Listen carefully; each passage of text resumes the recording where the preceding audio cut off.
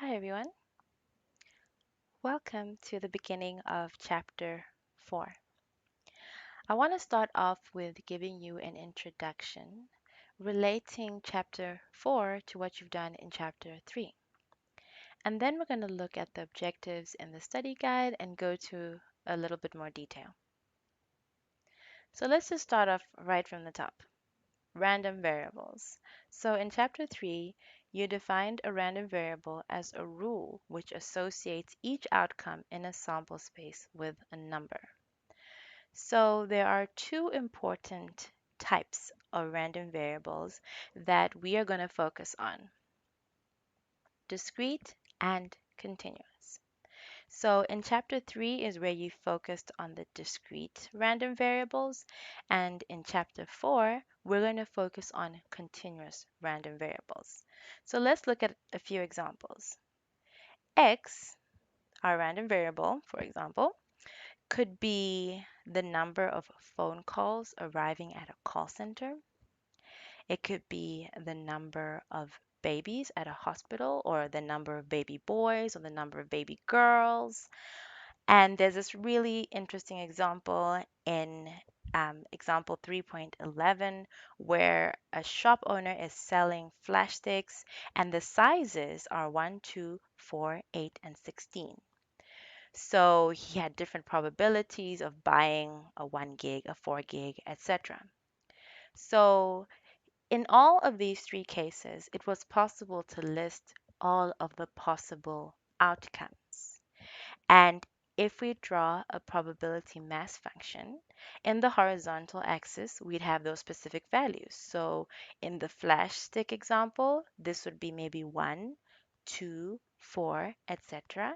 And then each bar's height represents the probability of buying the 1 gig or the 2 gig and so on. So you end up with all your probability loaded on specific points, and there's no probability anywhere else. So in this example with the flash sticks, you couldn't buy a flash stick with 1.56 gigs of memory, or even in his example, he didn't even sell a 64 gig. So the probability of 64 gig was zero. So all the probability was at 1, 2, 4, 8, and 16. And this is how you ended up with this probability mass function. Now, in chapter 4, the probability is now spread over an interval. It's no longer at specific values. So examples now in real life would be height. So if you measure the height of different people, they would be within a certain range. It could be weights. If you took the weights, it'd also be within a certain range. Or it could be the amount of rainfall in a certain region. So now remember we said we use a probability mass function in chapter 3 when you have a discrete random variable. How about in the continuous case? What's the equivalent there? So let's have a look at continuous versus discrete side by side so you can just start to see where things differ. But immediately you can see that in reality, not everything is countable, like with the babies and the phone calls. So in practice, if you go out in the workforce and now you're working with things such as maybe temperature or, like we said, rainfall, then you can't use the tools that you had in chapter 3. You need to use slightly different tools, and that's what I want to focus on in the next slide. Okay, so I said we have a probability mass function in chapter 3. So it's not necessarily the equivalent, but you're not going to hear us talk about PMF. We're going to talk about what's called a PDF. That's, in other words, the probability density function. And this is just an example of a typical one. They don't all have this shape. Some of them, they can be skewed, um, all sorts of different things that you can get. Okay, so you'll see those a bit later. We're also going to talk about CDFs as well. So remember, your CDF is your cumulative density function or distribution function, sorry. And the definition is exactly the same. Okay, here it's not the same, but in this case it's the same. But one key difference is in your discrete case, you have the step function, and in the continuous case, you'll have a continuous line or graph like this. Not necessarily going to be this shape as well, but it's going to be continuous. That's the difference. So even in a test and exam, if I give you CDFs and you need to determine is it continuous or discrete? If it's a step, then it's discrete. If it's some continuous line, then it's a continuous random variable. And then the reason why it's so important for you to be able to identify whether you're working with discrete or continuous is because the tools that we use are different. So remember, if you looked at how you found probabilities, how you found the moment generating functions, expected values, you always used a summation because you could sum over the different probabilities. But in chapter 4, we now will have regions now, entire intervals. So we no longer sum, we use integration. So this is why it's so important, because if you get a question in your tests or in your exams and you misidentify, like if you think that it's discrete when it's actually continuous, you will get everything wrong if you put a summation and you don't integrate. So it's so crucial that you're able to identify the difference. Now, just like you had in chapter 3 special distributions, we also have special distributions in the continuous case, and we will give them a little bit more attention towards section 4.3 and 4.4.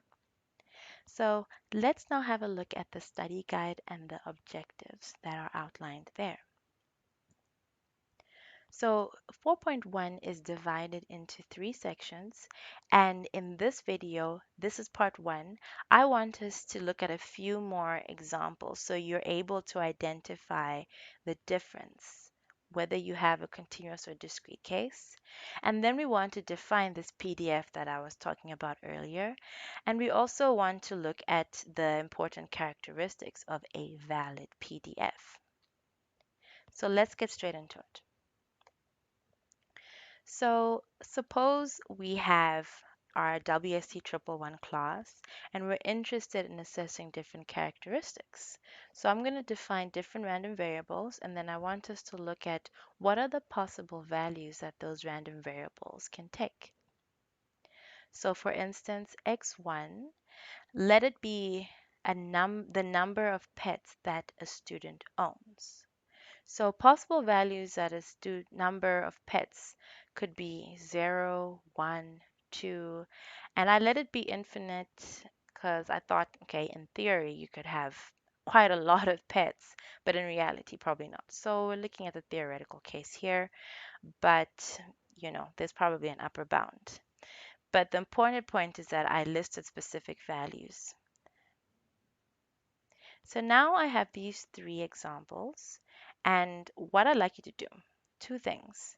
I would like you to pause the video, and in that time, just quickly write out what the possible values of x2, x3, and x4 are. And when you're done with that, I'd like you to just indicate which of these random variables between x1 to x4 are discrete. So you can pause the video now and quickly do it for yourself and we'll check our answers just now. Okay, I hope you attempted it yourself. Let's see if we got the same thing. So marks, usually it's between 0 and 100%. Remember, a person can have marks in between. In theory, a person could have 0.0001% or 0.00025%, and so on.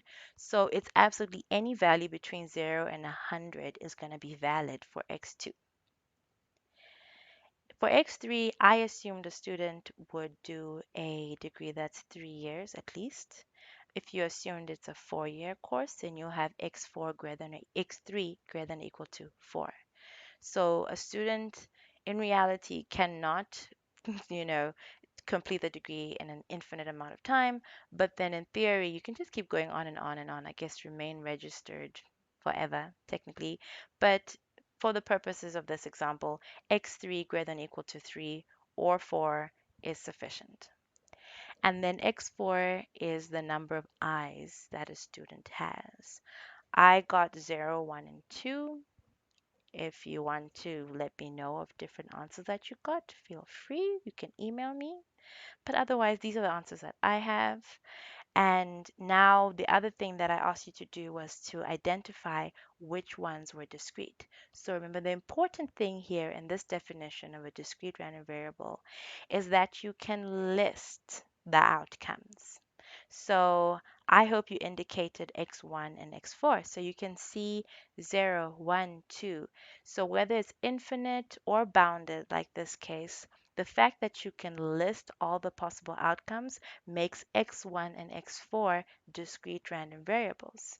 And x2 and x3 are continuous. We're going to look at those a little bit closer just now. So I'd like you to also have a look at 4.1 and 4.3 in your textbook on your own as well, just to get a little bit more exposure. So let's continue now. All right, so we said x2 and x3 were our um, continuous ones. So these ones we had to define them in an interval. Any value in these intervals is valid. So now there is a formal definition for a continuous random variable, and you need to know this definition. It is important. So there are two characteristics that need to be satisfied for a random variable to be considered continuous. So the first one I think we've kind of already seen. Um, Let's have a look here. Its set of possible values consists of either all numbers in a single interval, so that's actually this case or that one. Whether it's up to infinity or not doesn't matter, it could be one interval.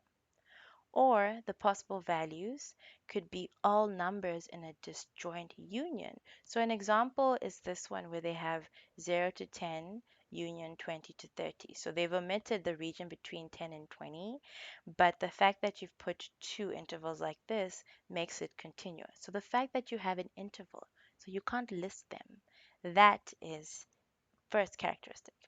Now, the second characteristic can be a little bit abstract, but I think you'll come to understand a little bit better once I've shown you a little bit more. I will explain it though.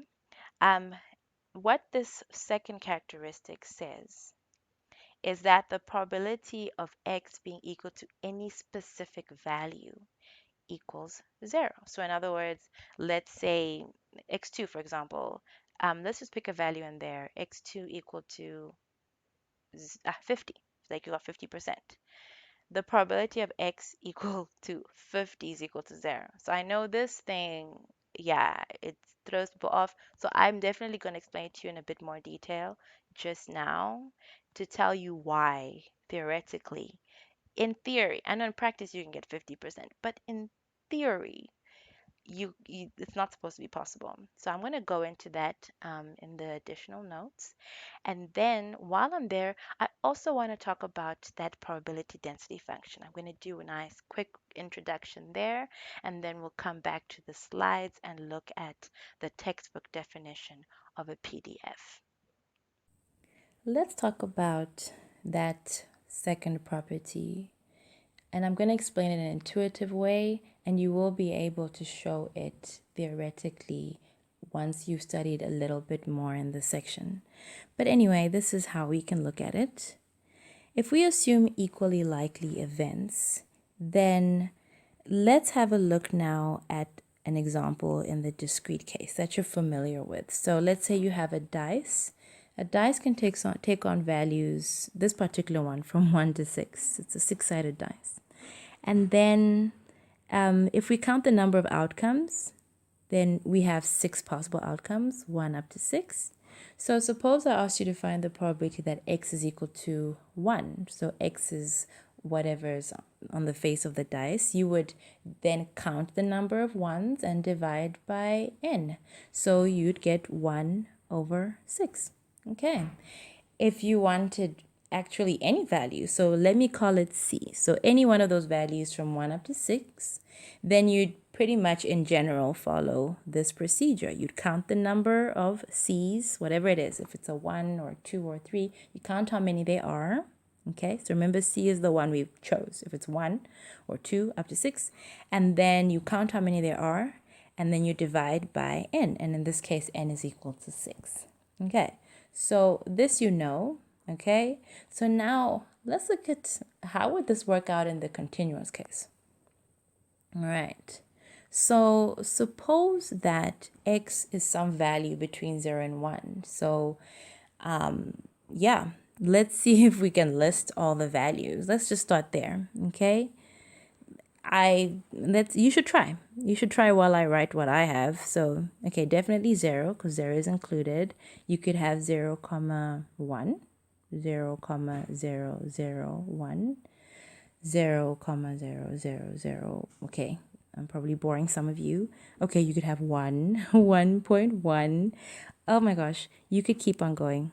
All right, like you can keep on going until eventually you reach 1. So I don't know if you would argue with me if I said that, therefore, in this case, the number of possible values between 0 and 1 is actually infinity. It's just a massive number. If you are in disagreement, then I recommend you sit down and try to list them all and then let me know what number you get if you're able to count all of them. But n is equal to infinity is a pretty good estimate. So what if I wanted, say, let's look at this value here. If I wanted to get the probability that x is equal to 0, comma 0001, okay? If I use the same procedure as I did in the previous case, okay? So in other words, I made use of this result here. X equals C is the number of C's. So in this interval, there's really only one 0.001, or triple one, all right? And then n is infinity, right? And anything divided by infinity is going to be 0, okay? And if you're not quite comfortable with what I've written in this part, I recommend just take your calculator and do 1 divided by the biggest number you can put in your calculator. So put as many 9s, fill up that screen with 9s, and you'll see the answer is actually approximately 0. So if you've done limits, then I think you're comfortable with this. But just in case, that is how you can verify for yourself in your calculator. So that means if you take any value of C that is in the interval 0, 1, okay? Then that rule is saying the probability that x is equal to C is going to be equal to 0, and it's because of what I've just explained. So that's an intuitive way of looking at it, and you'll see another way a little bit later. Okay, so earlier in this video, I told you that we no longer talk about probability mass functions. We talk about probability density functions. So in order to help you better understand what a density function is, I want to take us back on a short walk down memory lane back to chapter 2. Oh, it's chapter 1 actually, where they talk about histograms. So if you're not familiar with a density histogram, it's introduced in pages 17 to 18, and I recommend you do a recap, but I'll do just a quick overview. Suppose you have n observations. You can divide them into different classes, and then you'll be able to have a table, something like this. So you have your class and then your frequency, the number of observations in each class. And you can, from this, then construct a relative frequency histogram, okay? So the things I want to highlight in this histogram is, remember, on the vertical axis, you have your relative frequencies. And a lot of the time we use relative frequency and probability interchangeably. So just remember that, because later down the line, we'll probably use probability more instead of relative frequency. And then the other alternative is to draw a density histogram. And then the difference here instead is that on the vertical axis, you have density instead of relative frequency. And you calculate the density by taking your relative frequencies and dividing it by your class widths. So the important things that you need to know about this density function are these two properties.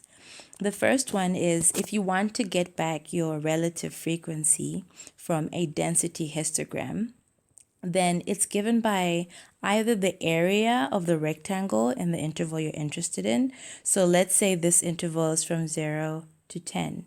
If you want to know the relative frequency for that class, then you take that area there. So just length times width, area of a rectangle will be sufficient. Or you can rearrange the formula for density, and then you get density times width. So remember, your density is pretty much the height of your rectangle. So let's say we're looking at this last square, and then the width is just this distance here. That's the width that you want. So finding the product is the same as your length times your width. Okay, so it's the same way, just finding an area. And then remember, relative frequencies sum up to 1. So naturally, the total area for all these squares, so if you take all of them, must be equal to 1. So those are the important things. So remember these two properties because I'm going to refer to them in explaining what a PDF is. Okay, so I'm now on pages 159 to 160. That is where they introduced this example to help you understand where a probability density comes from.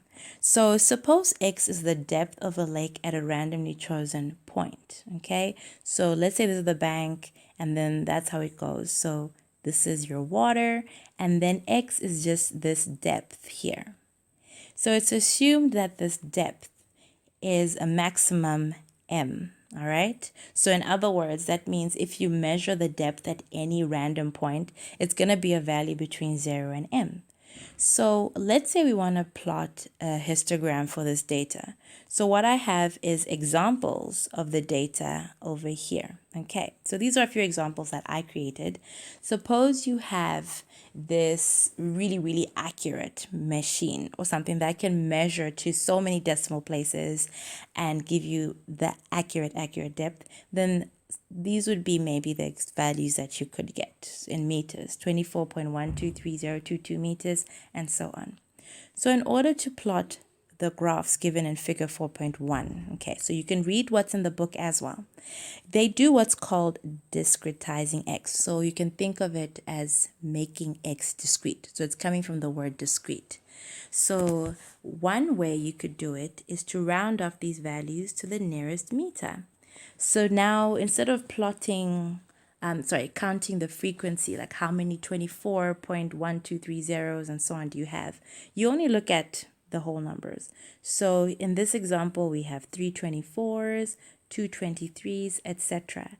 And then if we wanted to plot this in the graph using the density curve, okay, then each of these bars would represent, let's say, 24.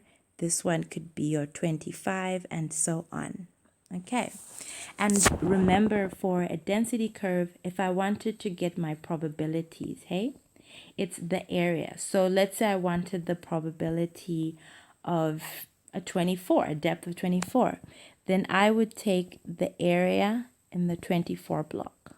Okay, so density times width, or height times your width there. Okay, now in figure B, they do something slightly different but similar. So instead of discretizing to the first two whole numbers, what if we stop at the first decimal place? So it's a little bit more accurate. So there's a little bit more differentiation. So now those 24s get split up. So now you have two 24.1s, you have one 24.4, and so on. So now you have even finer. You're gonna have almost like more classes. So now you have like a 24.1 there, a 24.2, 24.3, etc.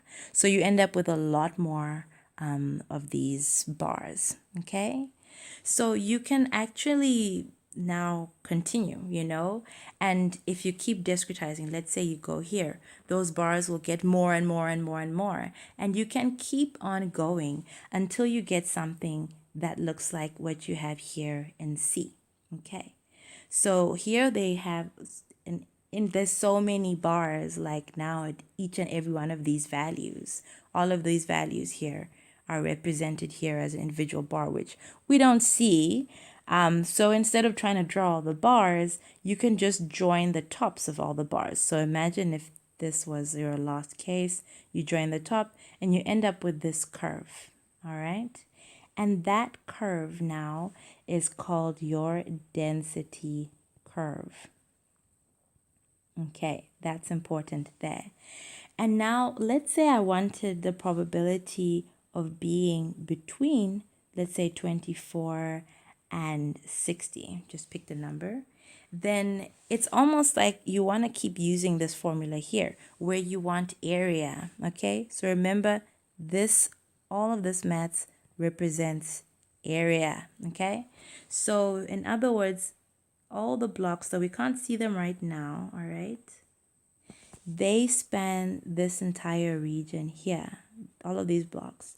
So we need to find this area. So obviously we can't use this formula anymore that we were looking at for relative frequency or probability. So that's where we're now going to use integration to get that probability or relative frequency. So just keep that term in mind, density curve. And we'll look at the definition and you'll see, okay, that's a very, very important curve. All right, let's go back to the slides and look at the textbook. So on page 160, there is a very important definition, which I hope you'll understand better now. So let x be a continuous random variable. Then a probability distribution or probability density function of x is a function fx such that any two values, let's say you have a and b, where a is less than or equal to b, if you wanted the probability of x being between those values, you would integrate from a to b over that function. So it's specifically this function that you're integrating or finding the area under to find probabilities for x. So in other words, if this is your curve here, remember, so I'm saying this is fx, and fx is such that if you integrate from a to b, it will give you the probability of x being between a and b.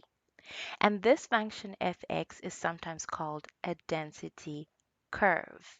So that line that I showed you just now on the handwritten notes, it's the same line. Now, a few important notes, okay? Just a hint. Firstly, if you have standard shapes here, like a rectangle, square, or a triangle, you don't have to integrate. Remember, the key is you want to find area. So if you know the formula for a triangle, I think it's half base times height, or you know the area for a square, then you can just use those formulas. You don't have to integrate as long as you find the area. Okay, so that's something that might be handy. And lastly, I just want to emphasize now, I hope you can see now from the definition of a PDF that it's not the same as a PMF. Remember, probability mass function gives you x equal to a specific value. A PDF is the function which you integrate under or find the area under to find probabilities. Okay? And remember, I explained at length that x equal to a specific value is equal to 0 for the continuous case. So don't try to use fx, this fx, the same way you'd use a probability mass function. It doesn't work. So let's have a look at an example now that you see how to use a PDF. I want you to try find a probability for yourself. So consider this example here. So what I'd like you to do is I want you to pause the video and attempt this example on your own, given what I've just shown you, and see if you can get the answer now. If you get the answer, then I think that's a good indicator that you've understood that definition. So I've given you just some of the important results. If you're not yet comfortable with integration, then these are also important results. However, note they will not be given in a test or exam. You need to know them. So just for now, you can use them if you do need a little bit of assistance. So you can pause the video now and then I'll give you the answer as soon as you get back. Okay, welcome back. Let us see. Did you get 0, 1, 2, 4? I hope you did. I hope you said yes. pat yourself on the back. Well done. If you got 0.124, I'm really happy with that. I'm pretty proud of you. And if this is how you should have gotten it, so you can check your working. So remember, I gave you this PDF, and you need to just find what is the area between zero point 0.1 and zero point 0.5 under 3y squared. So this is what you should have worked out. And you should have used this formula. So k in this case is 3, and then your fx for this formula would be y squared. And then to get the integral of y squared, you would have used this. So in place of x, I have y, and then your k would have been 2. So the answer would have been y to the power of 3 over 3. Okay, so that's how you would have gotten to the answer. Here is another example, 4.4 in your textbook. Please go through it on your own. It's another good example for you to get some practice. Now let's have a look at the properties of PDF. So now we know what a PDF is. Let's talk about what are the important properties. And you should be so familiar with them because they're actually kind of the same as the ones you saw in chapter 3, but they're tweaked just a little bit because it's continuous. So for fx, okay, so note we use lowercase letters a lot of the time. We're going to use a capital F for our CDF. So that's in this one, if you see a lowercase f, most of the time, unless told otherwise, it's going to be your PDF. So your lowercase fx, in order for it to be a legitimate PDF, it must satisfy the following two conditions. So remember how all probabilities must be greater than or equal to 0? Then the equivalent in the continuous case is that fx. So remember, fx is just that curve. It must be greater than or equal to 0. So what that means, it's not telling you probabilities greater than or equal to 0. It is telling you that the whole curve, let's actually just go back a little bit. Okay. This entire curve, fx here, it must be above this horizontal axis. So you're never going to have a PDF that goes below this line. So that's what that is trying to tell you there. Okay. All right. Sorry, this is not so elegant. All right. So now the second property, it's important. Remember, probabilities must also sum to 1. But remember, we don't do summation, we do integration. So if you integrate across the entire interval from minus infinity to infinity, it must be equal to 1. All right, so these are important properties and we do test them. So I want to give you an example for you to try on your own as well. So this is a PDF and it's defined for y values between 0 and 2 and it's equal to 0 elsewhere. So verify for me, is this a legitimate PDF or not? Pause the video here, try it for yourself, and then press play again to check for the answer. All right, so the correct answer is no. All right, so what you needed to do is to check whether these two properties held. So the first property, okay, if you look at for all the values of x, is this function of x always greater than or equal to 0? Okay, so you have 3y squared, and if you take any value between 0 and 2, and actually any number. If you square it, it's going to give you a positive value, and 3 is positive, so a positive times a positive means a positive. So it's going to be greater than or equal to 0. So the first property was not the problem. The problem arose in the second property. Okay, so here you needed to integrate from minus infinity to infinity. So um, if you draw this graph, remember it's equal to 0 outside of 0, 2. So there's no area out there. So you can just integrate between 0 and 2. Okay, the area under the curve elsewhere is just 0. So in this area, if you integrate from 0 to 2 on this interval, this is equal to 8. It's not equal to 1. Remember, the area under the entire curve must be equal to 1. You can sketch it for yourself, and then you'll see the required region. It doesn't equal 1. So therefore, this is not a valid PDF. Okay, so that's how you check it for yourself if you got an example like this in a test or an exam.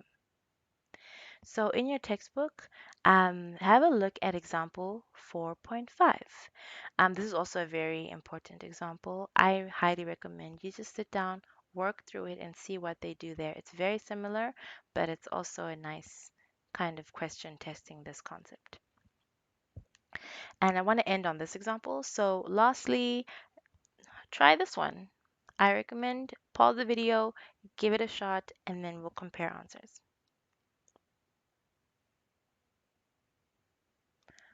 All right, so this question is asking you find the value of C. All right, so in this case, you need to make sure that this PDF satisfies these characteristics. Okay, so that's where you're going to start here. All right, so the first characteristic, I think it pretty much just, if you wanted to look at it, it's not really where you're going to start, but you know C is got to have to be some positive value in order to satisfy the first characteristic. Okay, but the working really starts on the second one. You need to ensure that you pick a value of C that makes the area under the curve equal to 1 if you integrate from minus infinity to infinity. So the answer that you've gotten 0.375. Could have given you that earlier. I hope that is what you got, and I'm going to show you the working in the next slide. Well done. I'm really proud of you if you managed to get that. Boop, boop.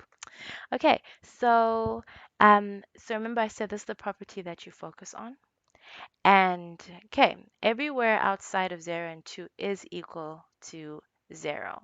So there's no point integrating outside of there. So that's why they only start from 0 to 2. Okay? If you sketch this graph, you're going to find there's no area outside of this interval, right? Okay, so if you integrate this, the integrand is the integral is cy cubed over 3. And then remember, it's always substitute the top value and subtract when you put the second value, which is 0. So here you end up subtracting 0. So you end up with 8 over 3c. And then remember, this thing is supposed to be equal to 1. So you need to write this equation. And when you set it equal to 1 and solve for c, you get 3 over 8. Okay, so this is where I'm going to stop. I hope you enjoyed the video. I know I went into a lot of details. I just wanted to make sure that you have a very firm foundation. Um, but going forward, we're not going to go into too much detail about everything in the videos. You need to do a lot of work and practice in your own time because there's no way I can do every kind of example. And also, it's part of the journey, as a university student, you also grow in independence as well. So it's definitely a lot more work on your part. So you're going to have to go practice exercises, do whatever past paper you can get your hands on, and just practice, practice, practice, because I haven't covered every kind of question you could get, but this at least should give you the foundation and help you to be able to answer different kinds of questions because the technique is the same. I might give you a different PDF, but the technique is going to be the same. You always integrate, okay? Unless there are tables, which you'll see for some distributions, there are tables, but it's the same thing, okay? So I'm going to end off here before the video gets too long. I hope you enjoyed the video, and I'll see you in part 2.